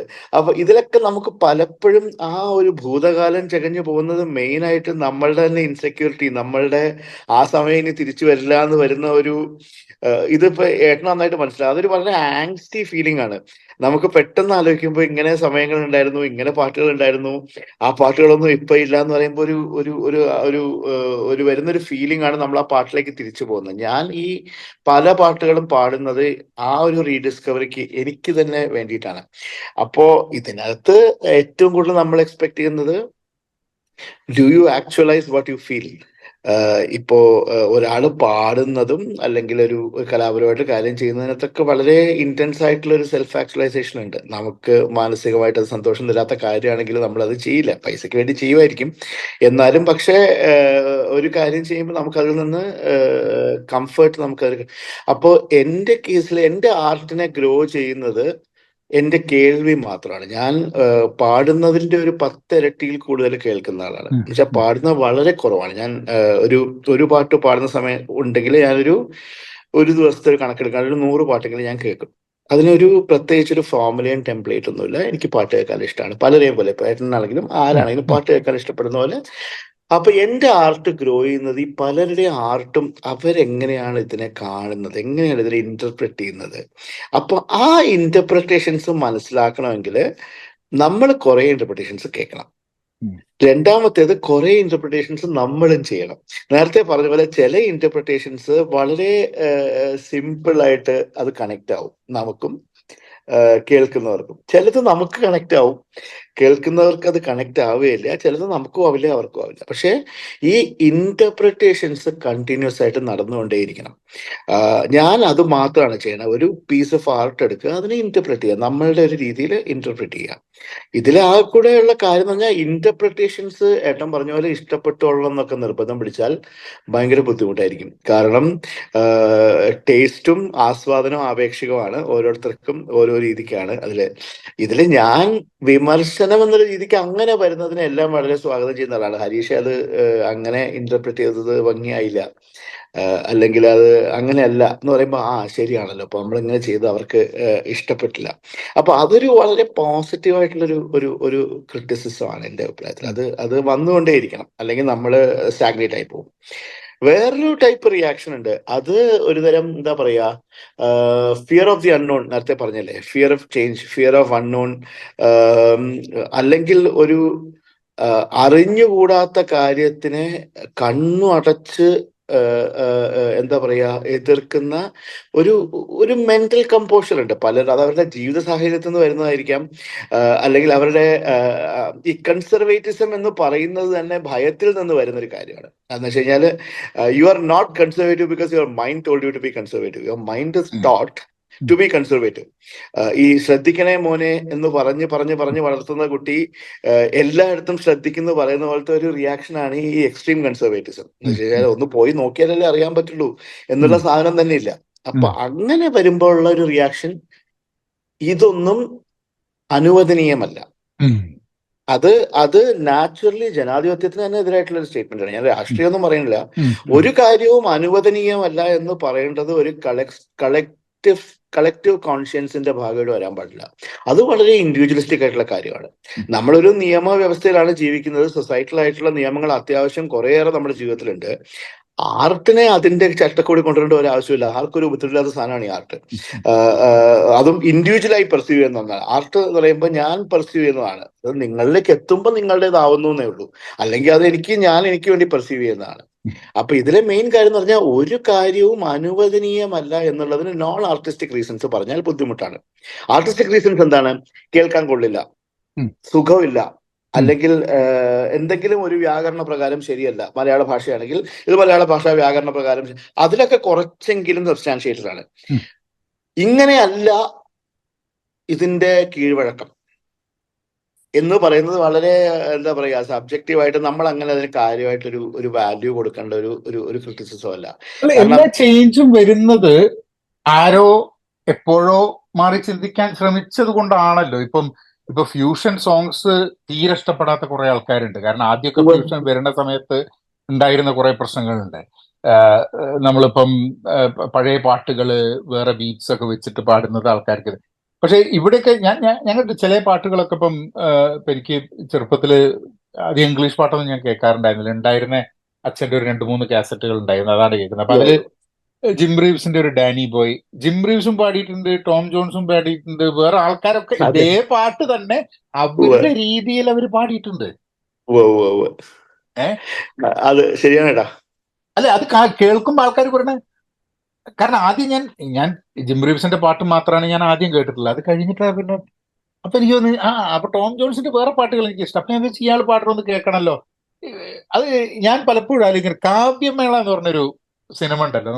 എനിക്ക് ഓർമ്മയുള്ള എന്താന്ന് പറഞ്ഞു കഴിഞ്ഞാൽ, ദൂരദർശനിൽ ഞങ്ങളുടെ വീട്ടിൽ ആ ഭാഗത്തൊക്കെ ദൂരദർശൻ വന്നിട്ട് ആദ്യത്തെ സിനിമ, അതായത് എല്ലാ ആഴ്ചയും ഒരു ലാംഗ്വേജ് സിനിമ വരും. ആദ്യത്തെ അതില് ഒരു സീനുണ്ട്, അതായത് ഈ സ്വപ്നങ്ങൾ എന്നുള്ള ഈ ഓരോ ആൾക്കാർ ഇരുന്ന് പാടുന്നത്. കഴിഞ്ഞ ദിവസം ഞാൻ ഇരുന്ന് അത് കേട്ടു. അത് ഭയങ്കര രസമാണ്. ആ ഒരു പാട്ട് യേശുദാസ് അടക്കം വേറെ പല ആൾക്കാരും അത് പാടിയിട്ട് ഓരോരുത്തരും അതിനെ ഓരോ രീതിയിൽ കൊണ്ടുവന്നിട്ട് എല്ലാം സുന്ദരമാവുന്ന ഒരു സാധനം. അതെ ഏട്ടാ, അതെ. ഇതിലെ മെയിൻ കാര്യം ഏട്ടൻ പറഞ്ഞു തന്നെയാണ്. ഇപ്പൊ ഇതിനകത്തുള്ള കാര്യം, ഈ ചേഞ്ച് കൊണ്ടുവരിക എന്നുള്ള ഒരു പ്രീ മെഡിറ്റേഷൻ തന്നെ പലപ്പോഴും ഇല്ല. ഇപ്പൊ ഒരു മുൻവിധിയോട് കൂടിയൊന്നും അല്ല ഒരു പാട്ട്. നമുക്കിതൊന്ന് മാറ്റി ചിന്തിക്കാം അങ്ങനെ ചിന്തിക്കുന്ന പാട്ടുകളുണ്ട്. പക്ഷെ ബഹുഭൂരിപക്ഷം പാട്ടുകളിലും ആ ഒരു ചിന്തയൊന്നും വരുന്നേയില്ല. നമ്മളുടെ ഒരു മൈൻഡിലൂടെ ആ ട്യൂൺ സഞ്ചരിച്ച് നമ്മളുടെ വോക്കൽ കോർഡ്സിലൂടെ പുറത്തു വരുമ്പോൾ അത് പണ്ട് പാടി അതുപോലെ തന്നെ ആയിരിക്കില്ല. അങ്ങനെ ആയിരിക്കില്ല അത്. കാരണം നമ്മളും ആ ആർട്ടിസ്റ്റും ഒരേ ആളല്ല. പലപ്പോഴും നമ്മൾ ആർട്ടിഫിഷ്യലായിട്ട് നമ്മളുടെ ആ ഒരു ഇൻഡിവിജ്വാലിറ്റിയെ പാർക്ക് ചെയ്തിട്ട് ആ ആർട്ടിസ്റ്റിനെ അനുകരിക്കാൻ ശ്രമിക്കാറുണ്ട്. ഇൻ ദ സെൻസ്, ഈ പാട്ട് അദ്ദേഹം പാടിയതുപോലെ തന്നെ ഇരിക്കണം എന്നുള്ളത്. അത് ടെക്നിക്കലി ആലോചിച്ച് കഴിഞ്ഞാല് നമ്മൾ പാടിയത് അങ്ങനെയല്ല ഇരിക്കുക. നമ്മളത് അങ്ങനെ ആവാൻ വേണ്ടി അങ്ങനെ ആക്കുകയാണ്. എൻ്റെ ഒരു അഭിപ്രായത്തിൽ അതിൻ്റെ ആവശ്യമില്ല. ഒരു പാട്ട് നമ്മൾ ഏതൊരു ട്യൂണും സൃഷ്ടിക്കപ്പെടുന്നത് ഈ ഇൻസ്ട്രുമെന്റ്സിലൂടെയും വോയിസിലൂടെയും സഞ്ചരിക്കാനാണ്. അല്ലെങ്കിൽ ഈ ട്യൂണൊക്കെ എന്തിനാ സൃഷ്ടിക്കുന്നത്? ഒരാൾക്ക് ഒരു തവണ മാത്രം പാടി ബാക്കിയുള്ളവർക്ക് കേൾക്കാൻ വേണ്ടി മാത്രമാണെങ്കിൽ എന്തിനാ ഒരു പാട്ട്? പാടാൻ അറിയുന്നവരും അറിയാത്തവരും കഴിവുള്ളവരും കഴിവില്ലാത്തവർക്കും എല്ലാവർക്കും അവരുടെ ഇഷ്ടപ്രകാരം പാടാനാണ് ട്യൂൺ. അതിനെയാണ് യഥാർത്ഥത്തിൽ ട്യൂൺ എന്ന് വിളിക്കുക. ഒരു ശക്തമായ മെലഡി എന്ന് പറയുന്നത് പാമരനായിട്ടുള്ള ഒരു വ്യക്തിക്കും സംഗീതം 60 വർഷം പഠിച്ച വ്യക്തിക്കും ഒരേപോലെ ഇമ്പാക്റ്റ് ആയി പാടാൻ പറ്റുന്ന ഒരു ട്യൂണാണ് ജീവിതകാലം മുഴുവൻ നിലനിൽക്കുന്നത്. അല്ലെങ്കിൽ ആ ട്യൂണുകൾക്കൊന്നും ലൈഫ് ഉണ്ടാവില്ല. ഞാൻ മനസ്സിലാക്കിയിട്ട് ഒരു സിമ്പിൾ പോയിന്റ് എന്ന് പറഞ്ഞു കഴിഞ്ഞാൽ ആളുകൾക്ക് ഭയമാണ്. എൻ്റെ അഭിപ്രായത്തിൽ ഭയം എന്ന് പറഞ്ഞു കഴിഞ്ഞാല് അവരുടെ തന്നെ മനസ്സിൽ നിഷ്കർഷിക്കപ്പെട്ട ചില ഒരു മുൻവിധികളെ വേറെ ആരെങ്കിലും മാറ്റുന്നു എന്ന് കാണുമ്പോൾ അതിനെ സപ്പോർട്ട് ചെയ്യുന്നതിന് പകരം അവർക്ക് അറിയുന്നതിലേക്ക് അഭയം പ്രാപിക്കുക എന്നുള്ളതാണ്. ഇതൊക്കെ പറഞ്ഞു വന്നു കഴിഞ്ഞാൽ നമുക്ക് വേറെ കുറെ സെൻസിറ്റീവ് ആയിട്ടുള്ള കാര്യങ്ങൾ പറയേണ്ടി വരും. ഞാൻ അതിലേക്ക് പോണില്ല. അപ്പോ ഇതില് പലപ്പോഴും പറയുന്നൊരു രസകരമായിട്ടൊരു ഒരു ഒരു ഫീഡ്ബാക്ക് ഏട്ടാ എനിക്ക് പറയണമെന്നുണ്ട് ഇപ്പൊ ചോദിച്ചുകൊണ്ട്.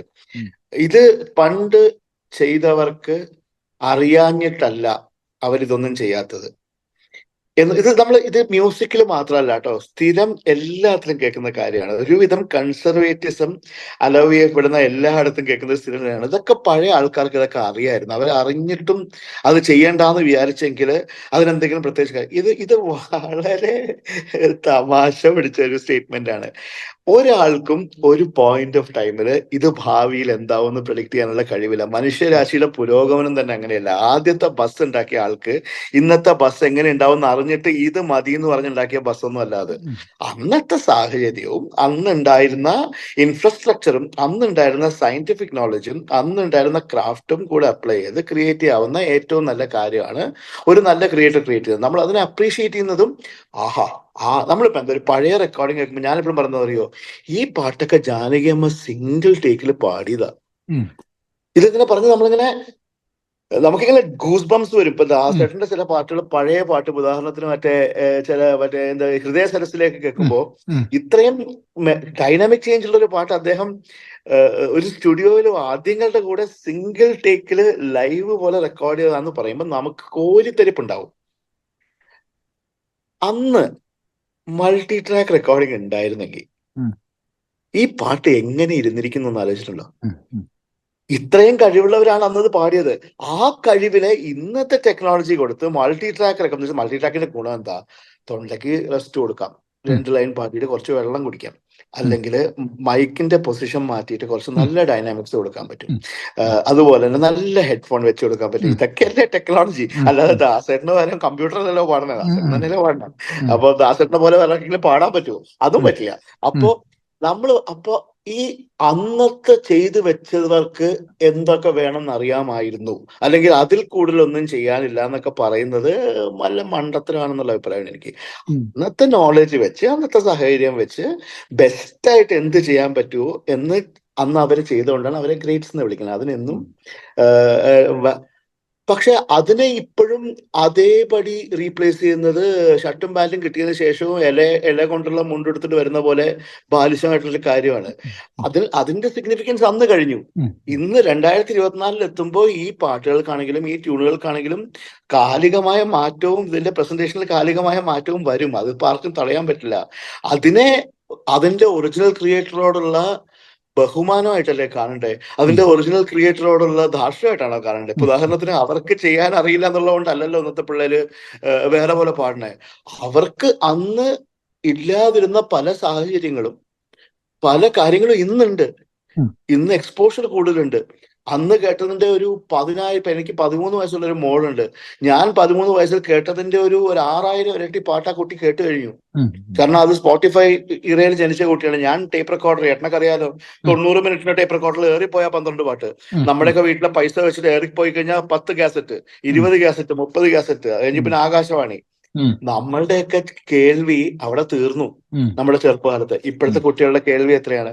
അപ്പൊ ഈ കുട്ടികളെയൊക്കെ വിളിച്ചിട്ട് ഇതിങ്ങനെയൊന്നും ചെയ്യേണ്ട കാര്യമൊന്നുമില്ല, അന്ന് ചെയ്തു വെച്ച അവർക്ക് ഇതിന് എത്ര വേണമെന്ന് അറിയണം. അന്ന് ചെയ്ത വെച്ചതെന്നല്ല, എന്ന് ചെയ്ത വെച്ചവർക്കും ഇതാണ് ഇതിന്റെ അവസാന വാക്ക് എന്നുള്ള അഭിപ്രായം ഉണ്ടാവില്ല. ഇപ്പൊ ഏത് കമ്പോസർ ചോദിച്ചാലും ഒരു പാട്ടിനും അതിന്റെ ഒരു റെക്കോർഡഡ് ഫോം അവസാനമാക്കല്ല. അത് ഇന്നുണ്ടായ പാട്ടാണെങ്കിലും 100 കൊല്ലം മുമ്പായ ഉണ്ടായ പാട്ട് ആരെന്ത് ട്യൂൺ ചെയ്താലും ഏട്ടാ കാലാകാലങ്ങളിൽ അതിന്റെ മുകളിൽ എംബലിഷ്മെന്റ്സ് വരും. അതിന് എത്ര വിമർശിച്ചാലും അത് എല്ലാത്തിന്റെ അങ്ങനെയല്ലേ, അത് എന്ത് കാര്യത്തിലും അങ്ങനെയല്ലേ വരുള്ളൂ അല്ലേ. ഇതിപ്പോ കലയിൽ മാത്രമാണ് പലപ്പോഴും ഇതിങ്ങനെ ഭയങ്കരമായിട്ട് ഇമോഷണൽ ആയിട്ട് നമ്മുടെ റേസ്. ഉദാഹരണത്തിന് ഒരു കാറ് മാരുതി 800 തന്നെ 8 ഡിസൈൻ വന്നു, നമ്മൾ പരാതിയൊന്നും പറഞ്ഞില്ലല്ലോ. ഉദാഹരണത്തിന് BMW 5 സീരീസിന്റെ 5 വർഷം വന്നപ്പോഴോ അയ്യോ ഒറിജിനൽ BMW ഇങ്ങനെയല്ല എന്ന് പറയുന്ന എത്ര വരെ പുതിയ വണ്ടിയില്ല പോയി മേടിക്കുക. iPhone 16 വന്നല്ലോ, അയ്യോ 14ന്റെ ഒറിജിനാലിറ്റി നഷ്ടപ്പെട്ടു, 14ന്റെ അന്തസ്സത്ത് നഷ്ടപ്പെട്ടു എന്നുള്ള മണ്ടത്തിലും നമ്മൾ പറയാറില്ലല്ലോ. ഈ കലയ്ക്ക് മാത്രമുള്ളത് വെച്ച് കഴിഞ്ഞാൽ നമ്മളുടെ മനസ്സിന് വലിപ്പമില്ലാത്തതുകൊണ്ടും നമ്മൾക്ക് ഈ കൺസർവേറ്റീവ് മൈൻഡ് സെറ്റ് ഉള്ളത് കൊണ്ടും നമുക്കൊന്നും മാറാൻ പാടില്ല. മാറിയാൽ ഗ്രേ മാറ്റർ, നമ്മൾ സയന്റിഫിക്കലി പറഞ്ഞു കഴിഞ്ഞാൽ നമുക്കൊന്നും ഗ്രേ മാറ്റർ അപ്ലൈ ചെയ്യാൻ ഇഷ്ടമല്ല. നമുക്ക് വെറുതെ ഇരിക്കണം. മൈൻഡ് അപ്ലൈ ചെയ്യാൻ ആരും തയ്യാറില്ല. മൈൻഡ് അപ്ലൈ ചെയ്യേണ്ടി വന്നു കഴിഞ്ഞാൽ അപ്പ ആൻസൈറ്റി ആയി. അയ്യോ ഇത് വീട്ടിൽ നിന്ന് ഇത് ഞാൻ പറയട്ടെ, നമ്മുടെയൊക്കെ അപ്പൂപ്പന്മാര് താക്കോല് കാണുന്നില്ല എന്ന് പറഞ്ഞ് വഴക്കുണ്ടാക്കില്ലേ. എനിക്ക് അതുപോലെ പലപ്പോഴും വിമർശനം കാണുമ്പോൾ തോന്നാറ്, ഞാൻ എന്നും എന്റെ താക്കോല് ഈ ടേബിളിന്റെ മുകളിലാണ് വെക്കാറ്, ഇന്നിപ്പോ ആരും അടുത്ത് മാറ്റി വെച്ചേ എന്ന് പറഞ്ഞൊരു വഴക്കുണ്ടാക്കില്ലേ. താക്കോല് മാറ്റി വെച്ച സ്ഥലം ചിലപ്പോൾ നല്ലതായിരിക്കും. ടേബിളിനേക്കാളും കുറച്ചും കൂടി എളുപ്പം കണ്ടുപിടിക്കാവുന്ന മറ്റൊരു നല്ല ആണിയിൽ അടിച്ച് തൂക്കിയിരിക്കുകയാണത്. ഒരു തവണ ആണി കണ്ടുപിടിച്ചാൽ തീരുന്ന പ്രശ്നമേ ഉള്ളൂ. പക്ഷെ ആണിയിൽ നോക്കില്ല, ആ മേശപ്പുറത്തെ ആ സ്ഥലത്താണ് താക്കോല് കഴിഞ്ഞ് 20 വർഷമായിട്ട് ഇരിക്കണേ, അവിടെ തന്നെ ഇരിക്കണം എന്ന് പറയുന്ന പോലത്തെ അതിലൊരു ചൈൽഡിഷ്നെസ് ഫീൽ ചെയ്യണില്ലേ. വളരെ ബാലിശമായിട്ടുള്ള ഒരു ആസ്പെക്ട് ആണത്. ഇത് തന്നെയാണ് പാട്ടുകൾ സംഭവിക്കുന്നത്. ഞാൻ 20 കൊല്ലമായിട്ട് ഈ പാട്ട് ഇങ്ങനെ കേട്ടിരിക്കണേ, 21ാമത്തെ കൊല്ലം വേറെ പോലെ കേൾക്കൂ. എന്താ ഇപ്പൊ കുഴപ്പം? അത് താക്കോലിന്റെ കാര്യം പറഞ്ഞപ്പം അത് കേട്ടിട്ടില്ലേ, ഒരാള് ഒരു സ്ട്രീറ്റ് ലൈറ്റിന്റെ താഴെ ഇങ്ങനെ തപ്പിക്കൊണ്ടിരിക്കുക.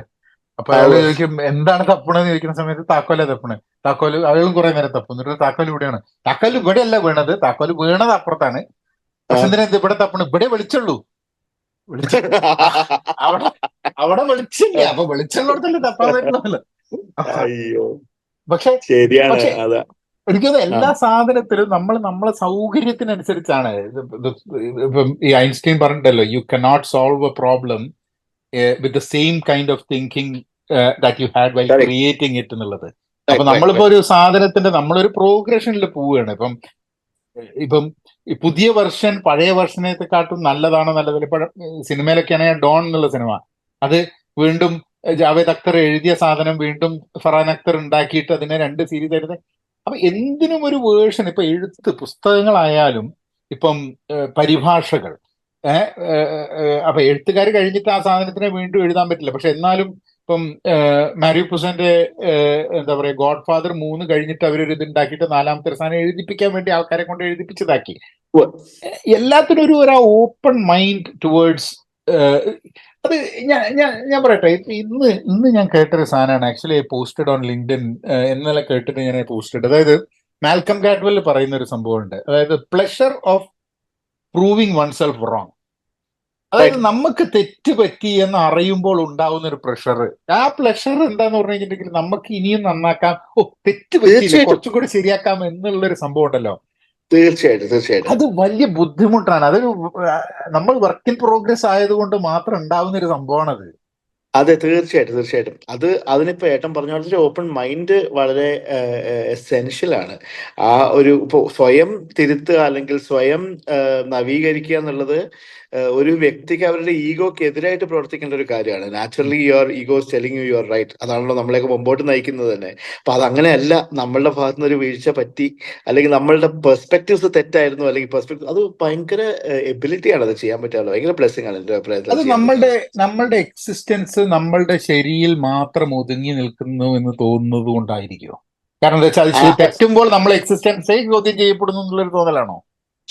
അത് നമുക്ക് ഇപ്പൊ എങ്ങനെ ഞാൻ പറയാം, ഇപ്പൊ ഞാനോ താങ്കളോ അടങ്ങുന്ന ഓരോരുത്തർക്കും നമ്മളൊക്കെ ഇവൻച്വലി ഈ ഹാപ്പി ഹോർമോൺസിന്റെ അടിമകളല്ലേ. നമുക്ക് we just have to innately feel happy. നമ്മൾ ഓരോന്ന് ചെയ്യുന്നതും ഇവൻച്വലി നമ്മുടെ ഹാപ്പിനെസിന് വേണ്ടിയാണ്. മനുഷ്യന് ആത്യന്തികമായിട്ട് സന്തോഷത്തിൽ കൂടുതൽ വേറൊന്നും ആവശ്യമില്ല.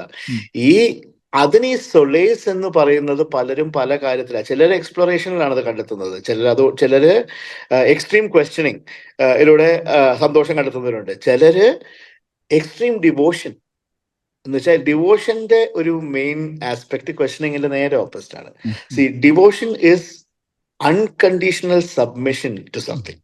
I submit to an idea, I submit to a thought, I submit to an art, I submit to a deity. അപ്പോ ഈ അൺകണ്ടീഷണൽ സബ്മിഷനിൽ സന്തോഷം കണ്ടെത്തുന്നവർക്ക് ആ സബ്മിഷനെ ചോദ്യം ചെയ്യുന്നതെല്ലാം ആ സന്തോഷത്തിന് എതിരാണ്. അപ്പോ അതുകൊണ്ട് തന്നെയാണ് പലപ്പോഴും ഈ അൺകണ്ടീഷണൽ ആയിട്ട് സബ്മിറ്റ് ചെയ്യുന്നവർക്ക് ചേട്ടൻ നേരത്തെ പറഞ്ഞ സെൽഫ് ക്വസ്റ്റനിങ് അല്ലെങ്കിൽ ഒരു സെൽഫ് റിയലൈസേഷൻ ഒക്കെ ബുദ്ധിമുട്ടായിട്ട് മാറുന്നത്. അതെനിക്ക് തോന്നുന്നു നമ്മളുടെ ജീവിത സാഹചര്യം നമ്മളെ പഠിപ്പിച്ചത്, നമ്മളുടെ കുടുംബ ബാക്ക്ഗ്രൗണ്ട്, നമ്മൾ ജീവിക്കുന്ന രാജ്യം, അതൊക്കെ വളരെ, ഇപ്പൊ ഉദാഹരണത്തിന് സ്കാൻഡിനേവിയയില് ഇറ്റ്സ് ഫണി റൈറ്റ്, വളരെ ഹാപ്പി ആയിട്ടുള്ള രാജ്യങ്ങളാണ്. But that is because they don't have to think about the here and now. അവർക്ക് ഹിയർ ആൻഡ് നൗ ഫിക്സ്ഡ് ആണ്. പക്ഷെ അത് തന്നെ ഒരു ഹിയർ ആൻഡ് നൗ ഇന്ന് വ്യക്തമായിട്ട് ഫിക്സ് ആവാത്ത പല സ്ഥലങ്ങളിലും നല്ലൊരു നാളേക്ക് വേണ്ടി പ്രാർത്ഥിക്കുന്ന ഒരുപാട് പേരെ കാണാൻ പറ്റും. അവർക്ക് ഇന്ന് ഫിക്സ് ചെയ്യാൻ പറ്റില്ല എന്നുള്ള റിയലൈസേഷൻ എന്ന് വരുന്നതാണ് അത്.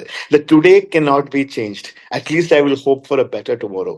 ആ ബെറ്റർ ടുമോറോക്ക് വേണ്ടി പ്രയത്നിക്കുന്ന കുറച്ച് പേരുണ്ട്, പ്രാർത്ഥിക്കുന്ന കുറച്ച് പേരുണ്ട്.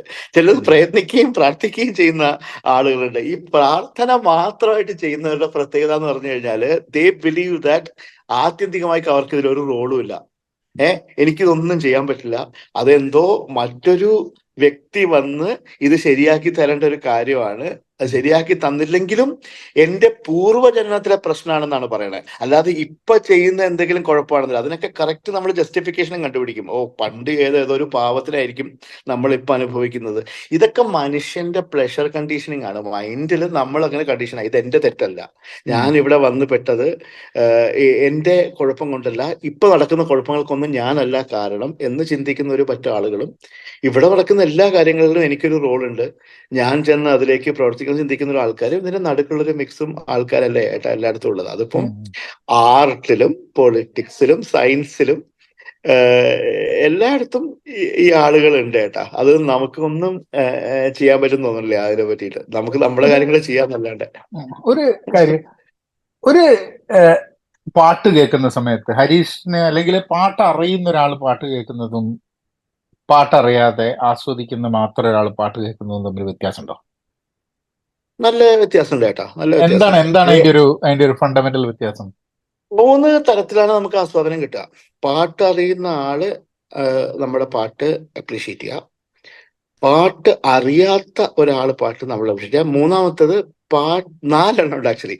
പാട്ട് അറിയുന്ന ആള് നമ്മളുടെ പാട്ടിനെ ഒരു ഇവാലുവേഷൻ പോലെ നോക്കുക, പാട്ടറിയാത്തൊരു ആള് നമ്മുടെ പാട്ടിനെ ഇവാലുവേഷൻ ആയിട്ട് നോക്കുക. ആദ്യത്തെ രണ്ടും വളരെ സിമിലർ ആണ് കേട്ടോ. പാട്ട് അറിയുന്ന ആൾക്ക് ന്യൂആൻസ് കൂടുതലുണ്ടാവും. അവർക്ക് ചിലപ്പോൾ രാഗത്തിന്റെ പേരോ ഒരു സംഗതിയുടെ ഭംഗിയോ അല്ലെങ്കിൽ അതൊക്കെ കൂടുതൽ അറിയുന്നതുകൊണ്ട് they will feel it more. പക്ഷെ പാട്ടറിയാത്ത ഒരാള് ചിലപ്പോൾ കരയും, ചിലപ്പോൾ അവരുടെ മനസ്സിലുണ്ടായിരുന്ന വല്ല പഴയ സ്റ്റോറീസ് അവരുടെ മൈൻഡിലേക്ക് വരും, അല്ലെങ്കിൽ അവർ ജസ്റ്റ് ഇമോഷണൽ ആവും. പക്ഷെ ഇവർ രണ്ടുപേരും ഫീൽ ചെയ്യുന്നത് ഒരേ ഇമോഷൻ. അപ്പൊ അതുകൊണ്ട് ഒരു ഓഡിയൻസിൽ ഇങ്ങനത്തെ 2 കാറ്റഗറിക്ക് നമുക്ക് വലിയ വ്യത്യാസം ഫീൽ ചെയ്യാറില്ല. ചിലർക്ക് കൂടുതൽ മനസ്സിലായി. പക്ഷെ ഹരീഷിന് അങ്ങനെ ഇരുന്നുകൊണ്ട് ഇപ്പൊ എനിക്ക് പാട്ട് അറിയില്ല, എനിക്ക് ഇതിന്റെ രാഗവും കാര്യങ്ങളൊന്നും അറിയില്ല.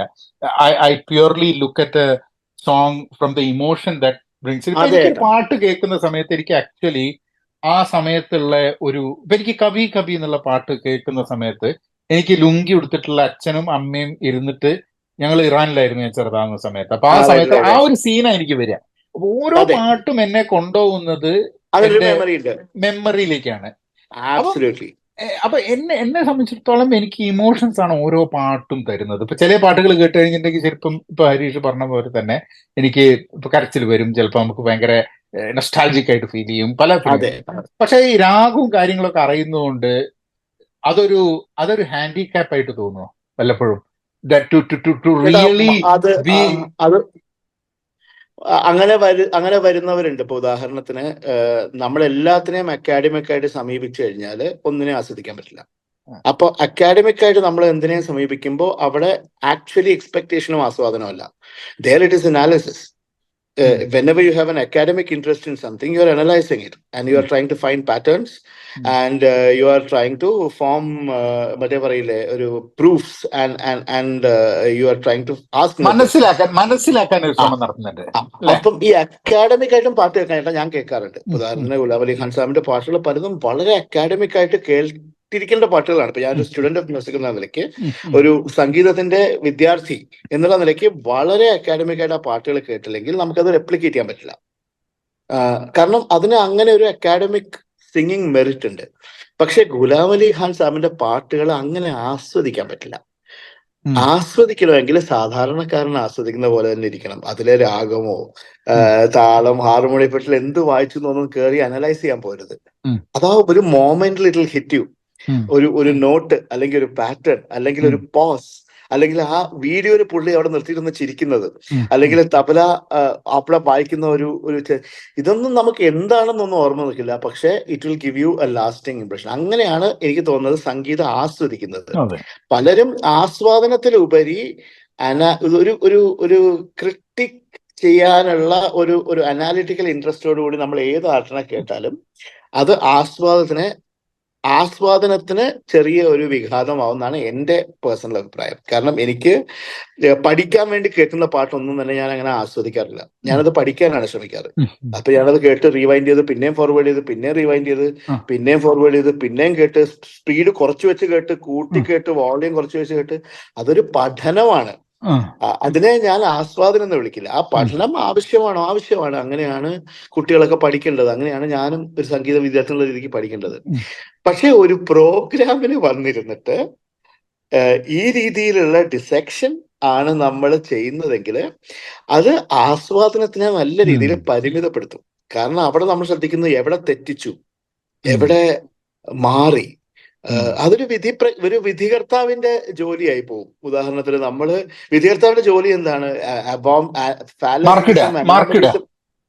അനോമലീസ് കണ്ടുപിടിക്കുക. മാർക്ക് ഇടുന്ന ഒരാൾക്ക് ഒരിക്കലും അതിനെ ഒരു പ്യുവർ ഇമോഷണൽ സെൻസിൽ അപ്രീഷിയേറ്റ് ചെയ്യാൻ ബുദ്ധിമുട്ടായിരിക്കും. കാരണം പ്യുവർ ഇമോഷണൽ സെൻസിൽ ചേട്ടൻ കേട്ട് കഴിഞ്ഞാൽ എന്താ സംഭവിക്കാന്നറിയോ? നമ്മൾ അതിലെ തെറ്റുകളൊക്കെ മറന്നുപോകും. നമ്മളതിലെ മാനുഷികമായി വരുന്ന എല്ലാ ഫ്ലോസും നമ്മൾ അതിനെ മറന്നു പോകും. നമ്മൾ അതിലങ്ങ് ലയിച്ചു പോകും. അപ്പൊ ഈ രണ്ട് ആസ്വാദന ശൈലികളിൽ ഇതിലെ ഏറ്റവും ഡേഞ്ചറസ് എന്ന് എൻ്റെ അഭിപ്രായത്തിലുള്ളത്, ഇത് അനലൈസ് ചെയ്യാനോ ഡിസെക്ട് ചെയ്യാനോ മനസ്സിലാക്കാനോ കഴിവില്ലാത്ത ആളുകൾ ഇതിലേക്ക് മുതിരുമ്പോഴാണ് കാര്യങ്ങൾ വളരെ പ്രശ്നമാകുക. അപ്പോഴാണ് നമുക്ക് പലപ്പോഴും ഇതിന്റെ ടെമ്പോ ശരിയല്ല, ഇതിന്റെ പിച്ച് ശരിയല്ല, അതിന്റെ ഈ വാക്കുകളൊക്കെ തന്നെ തെറ്റായിരിക്കും. ഉദാഹരണത്തിന് ഞാനൊരു ഭരതനാട്യം ഡാൻസർ അല്ല. ഞാൻ വെറുതെ അവരുടെ ഡാൻസിനെ കണ്ട് അനലൈസ് ചെയ്ത് തോന്നിയതുപോലെ എന്തെങ്കിലും ടെക്നിക്കൽ ടേംസ് പറഞ്ഞു കഴിഞ്ഞാൽ അത് കേട്ട് ചിരി വരുന്നത് അവരിത് ഡാൻസ് മൊത്തം പഠിച്ചിട്ടേ അഭിപ്രായം പറയാൻ പാടുള്ളൂ, അല്ലെങ്കിൽ പഠിച്ചിട്ട് വിമർശിക്കൂ എന്ന് പറഞ്ഞ് റിയാക്ട് ചെയ്യേണ്ട കാര്യമല്ല. ഏതൊരു കാര്യത്തെക്കുറിച്ചും ആധികാരികത അസ്യൂം ചെയ്യുമ്പോൾ ആധികാരികമായിട്ട് അത് ചെയ്യാനുള്ള ഒരു മെറ്റലും കപ്പാസിറ്റിയും ചെയ്യുന്ന ആൾക്കുണ്ടാവണം. അല്ലെങ്കിൽ ഏതൊരു ആർട്ടും പരിപൂർണമായിട്ടും വിമർശന അധീനമാണ് എന്ന് പറഞ്ഞുകൊണ്ട് നമ്മൾ വളരെ ടെക്നിക്കലായിട്ട് അതിനെ വിമർശിക്കാൻ. ഉദാഹരണം എന്താണ് വിമർശനം ചേട്ടാ? 10 വയസ്സേക്ക് പാട്ട് കൊള്ളില്ല, എനിക്കിഷ്ടായില്ല, എന്തൊക്കെയോ പാടുന്നു എന്ന് പറയുന്നതിൽ ഒരു ആത്മാർത്ഥതയുണ്ട്. കാരണം അതൊരു ഇമോഷണൽ റിയാക്ഷൻ ആണ്. എന്താ ചങ്ങായി താൻ പാടണേ, ഒരു രസവും ഇല്ല കേൾക്കാൻ, ഇങ്ങനെയൊക്കെയാണോ പാടണെന്ന് പറയുമ്പോൾ എനിക്കതിലൊരു പ്രശ്നം അതിന് തോന്നില്ല. കാരണം ഞാനും ചിലപ്പോ ഒരു ഡാൻസ് കണ്ടിട്ട് അങ്ങനെ പറയും, ഈ ഡാൻസ് കാണാൻ ഒരു രസവുമില്ല, എനിക്ക് ഒന്നും മനസ്സിലായില്ല. പക്ഷെ വേറൊരു കാറ്റഗറി ഉണ്ട്, ഡാൻസിനെ കുറിച്ചോ പാട്ടിനെ കുറിച്ചോ ഒരു ബോധം ഉണ്ടാവില്ല.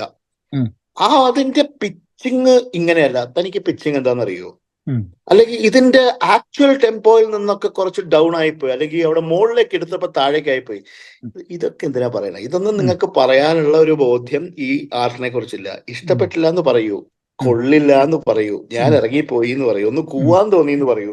അതിലൊക്കെ ഒരു മനുഷ്യന്റെ സാധാരണ ഇമോഷനാണ് പ്രതിഫലിക്കുന്നത്. ഈ സംഗീതത്തെ ടെക്നിക്കലായിട്ട് അനലൈസ് ചെയ്യാൻ എബിലിറ്റി ഇല്ലാത്തവരാണ് 90% ആൾക്കാർ. അതൊരു കുറ്റമല്ല.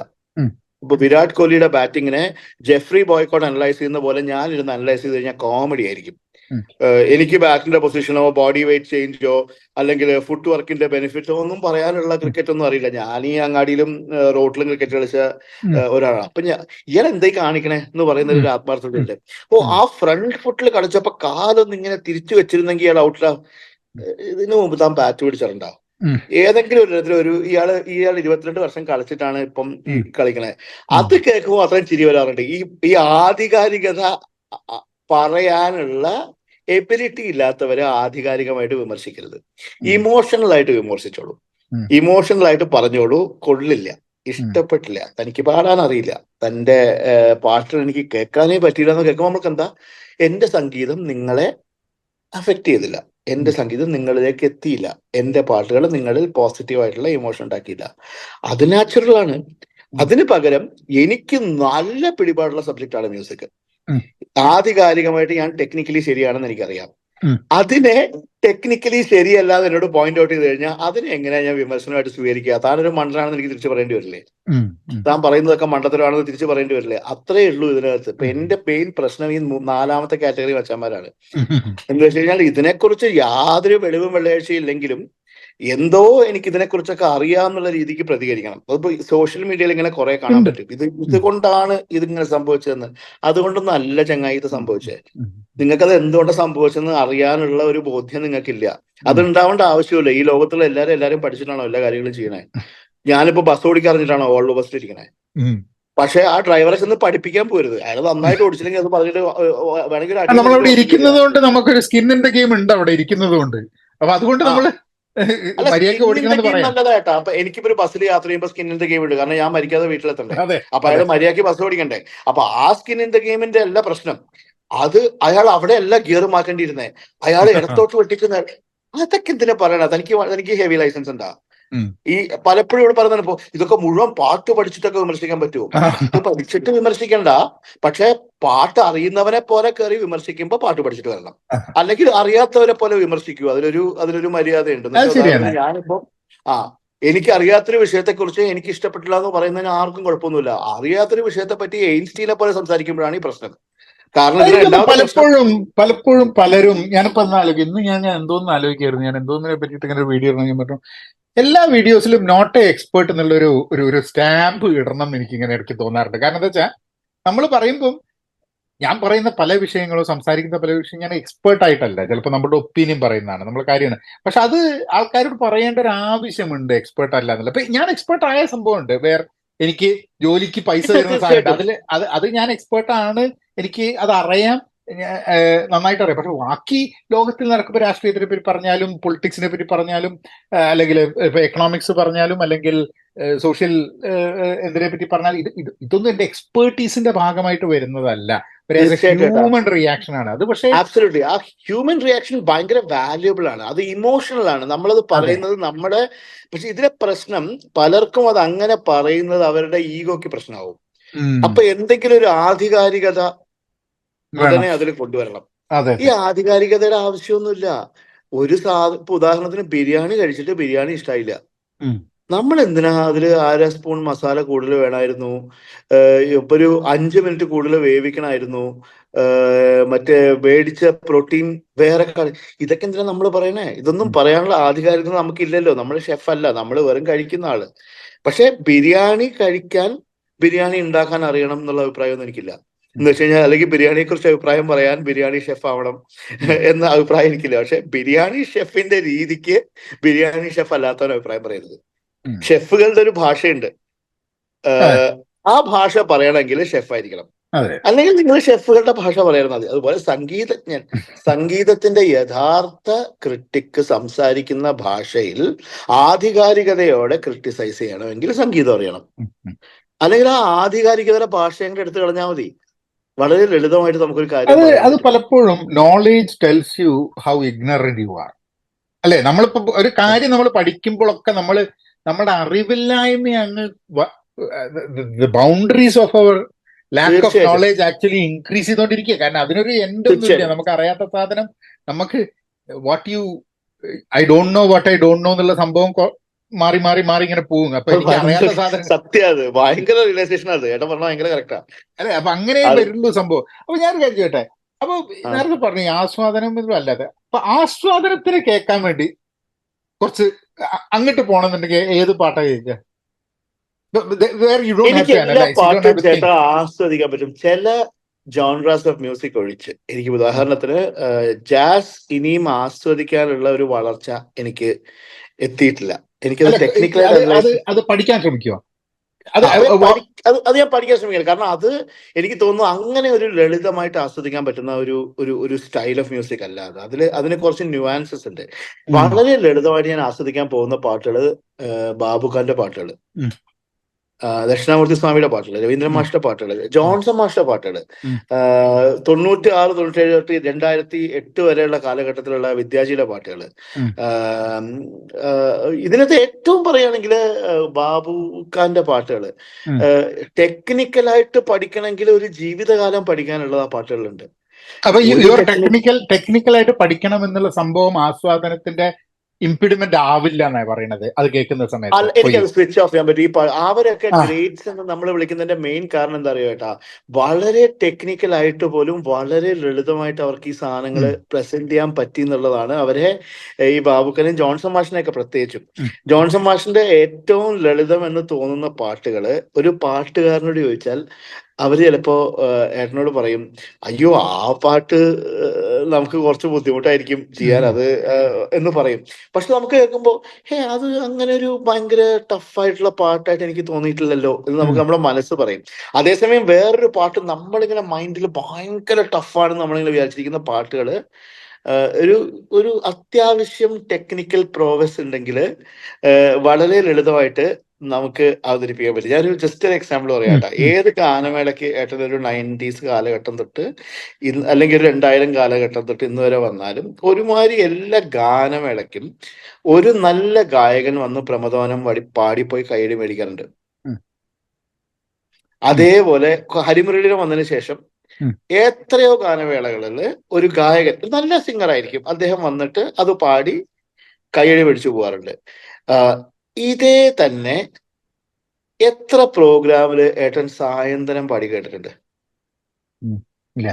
എത്ര പ്രോഗ്രാമില് മറ്റേ തമ്പുരു കുളിർ ചൂടിയോ പാടി കേട്ടിട്ടുണ്ട്? ഇതിന്റെ പ്രശ്നം എന്താ പറയുക, ആ രണ്ട് പാട്ടുകൾ ഞാൻ പറയുമ്പോ ഹരിമുരളീരവാണ് പാടുള്ള പാട്ടെന്ന് അറിയാതെ നമുക്ക് മനസ്സിൽ തോന്നും.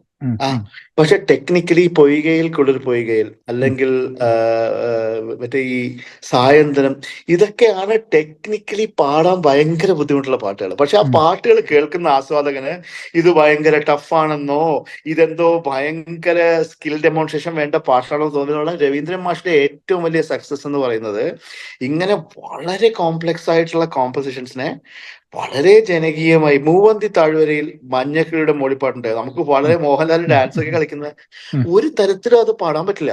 അത് പാടുന്ന ആർട്ടിസ്റ്റുകളെ നമ്മൾ കാണുമ്പോൾ നമ്മൾ പറയും, അതാണ് ആ ഒരു ലയത്തിൽ ആ ഒരു കറക്റ്റ് മീറ്ററിൽ ആ പാട്ട് പാടുക എന്നുള്ളത് വളരെ ബുദ്ധിമുട്ടാണ്. മറ്റേ മെല്ലെ മെല്ലെ മുഖപ്പടം, അത് ദാസന്റെ വെർഷൻ കേൾക്കുമ്പോൾ എന്ത് സിമ്പിൾ ആയിട്ട് മൂപ്പര് ഈ പാട്ട് പാടിയേക്കണമെന്ന് തോന്നും. ആ പാട്ടൊന്ന് റെപ്ലിക്കേറ്റ് ചെയ്യാൻ ശ്രമിക്കുന്ന ആർട്ടിസ്റ്റുകളോട് ചോദിച്ചാൽ മതി എത്രത്തോളം അണ്ടർസ്റ്റാൻഡിങ് ആ പാട്ടുകൾ പാടാൻ വേണമെന്നുള്ളത്. അപ്പൊ ഞാൻ പറഞ്ഞു വന്നത് വേറൊന്നല്ല ഏട്ടാ, ഈ പാട്ടുകൾ നമുക്ക് ഒരു ടെക്നിക്കൽ നോളജും ഇല്ലാതെ ആസ്വദിക്കാൻ പറ്റും.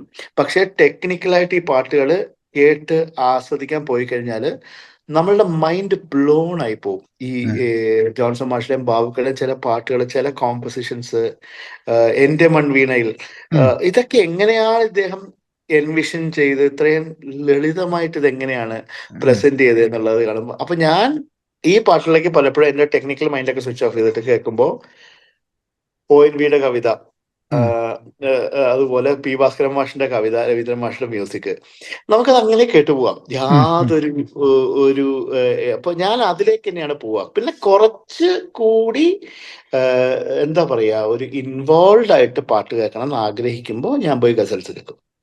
അതിനെനിക്ക് എന്റെ ഇൻവോൾവ്മെന്റ് ആവശ്യമാണ്. ഇമോഷണലി തന്നെയാണ് അത് എന്നെ അഫക്ട് ചെയ്യണേ. പക്ഷെ ഗുലാമലിയാണോ ഗസൽസ് ആവുന്ന സമയത്ത് അധികവും ഗസൽസ് ഏതിനാ പോവാ? എനിക്കാണ് നെറ്റ് ഒന്ന് ഫ്ലക്ച്വേറ്റ് ആയി, സോറി. ഗുലാമലി ഭയങ്കര ഇഷ്ടമാണ്. ഗുലാമലി ഭയങ്കര ഇഷ്ടമാണ്. ഹരിഹരൻ ജി ഇഷ്ടമാണ്. മെഹദി സാബിന് ഇഷ്ടമാണ്.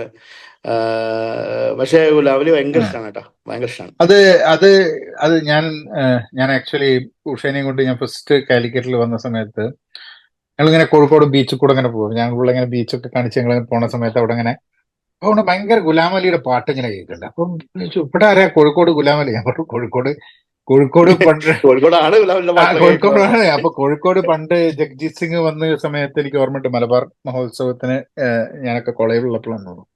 അദ്ദേഹം വന്നിട്ട് പാടാൻ തുടങ്ങിയപ്പം അദ്ദേഹത്തിനോട് ചില കാര്യങ്ങളൊക്കെ പാടാൻ വേണ്ടി ആൾക്കാർ പറഞ്ഞു. അപ്പൊ ഇയാള് വിചാരിച്ചു കേരളാണല്ലോ തെറ്റാറ്. അപ്പൊ നോക്കുമ്പോ വരണു, ആ പാട്ട് പാടൂ, ഇത് പാടൂ, അത് പാടൂ എന്ന് എല്ലാം അറിയണവരാണ്, എല്ലാം അറിയണവരാണ്. ഇതിന്റെ അപ്പം ജസ്റ്റ് ടു തിങ്ക്. ഇപ്പം റാപ്പ് കേൾക്കാറുണ്ടോ? കേൾക്കാറുണ്ട് കേട്ടോ, കേൾക്കാറുണ്ട്.